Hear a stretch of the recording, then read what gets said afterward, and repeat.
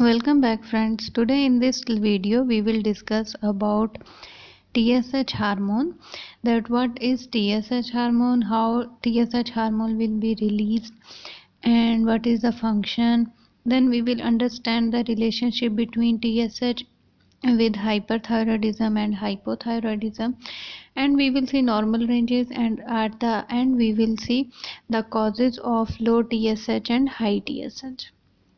First of all, what is TSH? TSH is called as thyroid stimulating hormone, and the other terms that also used for TSH is thyrotropin and thyrotropic hormone. So the other names is thyrotropic hormone and thyrotropin hormone. TSH is basically a pituitary hormone and released by the anterior lobe of pituitary gland. Pituitary gland, as you know, pituitary gland is the major endocrine gland, pea-sized body attached to the base of the brain, and that is very important gland in controlling growth and development and the functions of other endocrine glands. Means like it will control thyroid gland, adrenal gland. So it is also called as master gland because of its variety of functions, and it has two lobes, and posterior lobe and anterior lobe, and TSH hormone is released by the anterior lobe of pituitary gland. So how pituitary gland will release the TSH hormone?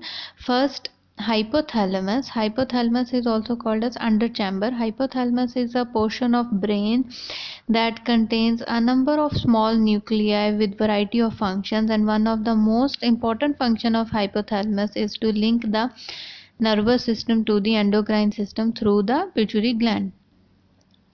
So first of all, hypothalamus gland will release thyrotropin releasing hormone that we will call as TRH. So first hypothalamus will release TRH hormone, and that TRH hormone will stimulate the anterior pituitary gland to release thyroid stimulating hormone.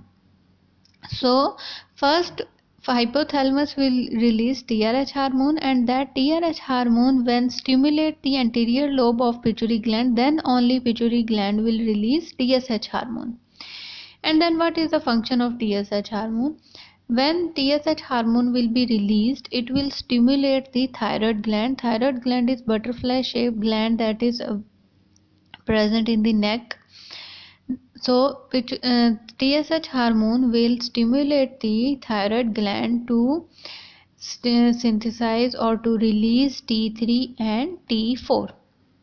So function of TSH is to stimulate the thyroid gland to produce T4 and T3. T4 is what? T4 is thyroxine and T3 is triiodothyronine.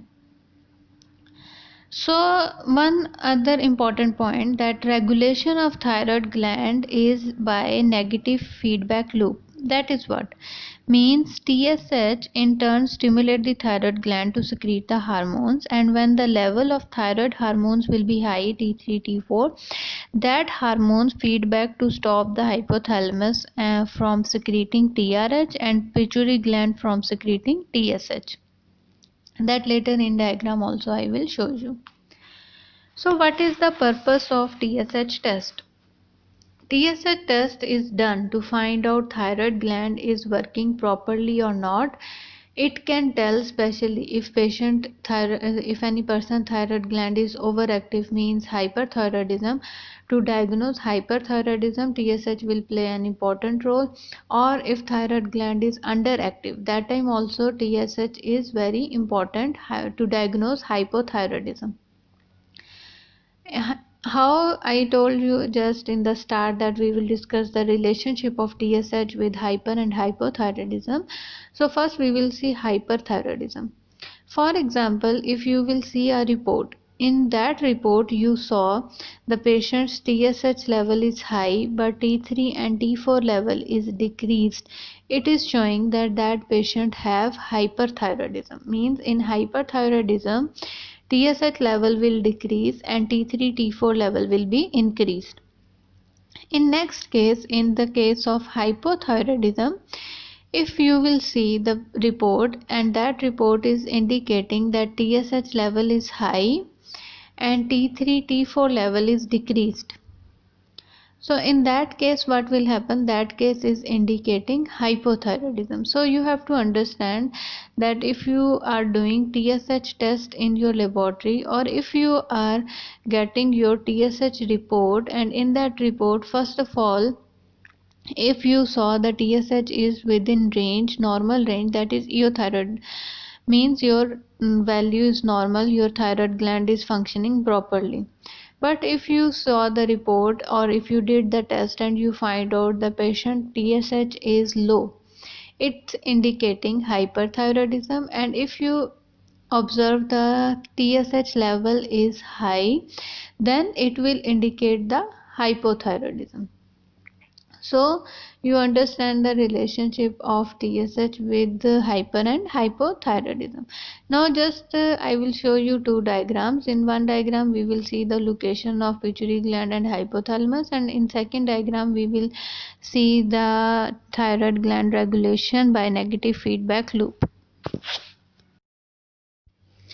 Now you see this is the diagram of brain, and in that we will see the pituitary gland is at the base and very small pea size, and hypothalamus is just above the pituitary gland, and that is connected by the stack. Hypothalamus is connected with pituitary gland, and this is, I told, negative feedback loop. As you can see, hypothalamus release TRH and that stimulate pituitary to release TSH, and pituitary gland TSH release stimulate thyroid gland to release thyroid hormones. And when thyroid hormones will release in the blood, they will send negative feedback to hypothalamus also, and they send negative feedback to pituitary gland also to stop the secretion of TRH and TSH. Now we will see the normal ranges. Normal range is in adults. Normal range is 0.4 to 4.2 micro IU per ml. Normally this range is that much only. For example, some places you will see 0.5 to 5, some places you will see 0.45 to 4.5. So there will be little variation according to the countries or according to location, according to area, according to machines, but the basic ideal, or we will see, like we will say that normally it will be 0.4 to 4.2 micro international unit per ml. For TSH sample need clear non-hemolyzed serum, and you can give anytime sample. There is no rule to do fasting or like that, so you can do anytime, but for that we need serum, and serum should be clear and non-hemolyzed. Now at the end, what are the conditions that or what are the cause of high TSH? That is hypothyroidism, Hashimoto thyroiditis, that is autoimmune disease, pituitary gland tumor, and insufficient dose of thyroid hormones. And what are the causes of low TSH? That is hyperthyroidism, Graves disease, that also autoimmune disease, goiter, pituitary gland disorder, and excess dose of thyroid hormones. So that will be the cause of low TSH. So this lecture is going to complete here, as we discuss almost everything about TSH synthesis, release, function, relationship, normal range, and causes and sample. So for TSH normal range is about children, that I already upload diagram in sorry, in my channel, you can find out. And now this lecture is going to complete here. I will meet you with new lecture as soon as possible. First of all, thanks for your support. Keep watching channel, keep supporting, and keep suggesting new topics.